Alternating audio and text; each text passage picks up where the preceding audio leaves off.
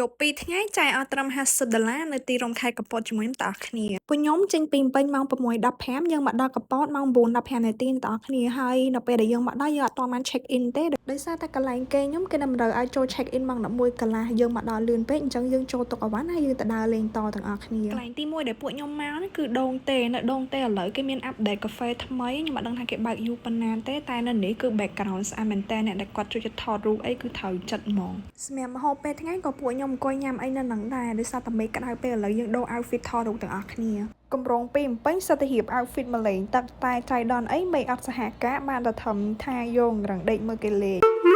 កន្លែងទី2ពួកខ្ញុំមកលេងនៅ cafe coffee and eatery ដឹងហើយឈ្មោះគេត្រូវអត់ទេប៉ុន្តែទេសភាពនឹងឯងស្អាតខ្លាំងមែនតើគ្រាន់តែថាក្តៅបន្តិចតែតស៊ូតិចទៅដើម្បីបានរូបស្អាតណោះចេញពីកាហ្វេយើងនាំគ្នាមកកន្លែងគេដើម្បីដូរ outfit ទៅដើរលេងយប់ត view កន្លែងពួកខ្ញុំគេញ៉ាមិនថាពេលយប់ពេលព្រឹកទេគឺស្អាតខ្លាំងមែនតើឡើយយើងជិះម៉ូតូមករកអីញ៉ាំនៅបណ្ដុំសេះសមុទ្រកន្លែងដែលពួកខ្ញុំញ៉ាំអីយប់នេះគឺនៅលំហ Big Palm អ្នកទាំងអស់គ្នាអូយម្ហូបគេឆ្ងាញ់គ្រប់មុខចង់ឈឺមួយគ្រួសារបងប្អូនមិត្តភ័ក្តិអីអាចមកលេងនេះបានហើយដោយសារតែនៅនេះគេមាន show មានអីឲ្យយើងមើលទៅជាក់ភ្នែកមែនតើហើយយប់ឡើងយើងជាជុំគ្នានៅមុខអាងទឹកញ៉ាំអីនិយាយគ្នាលេងចឹងណា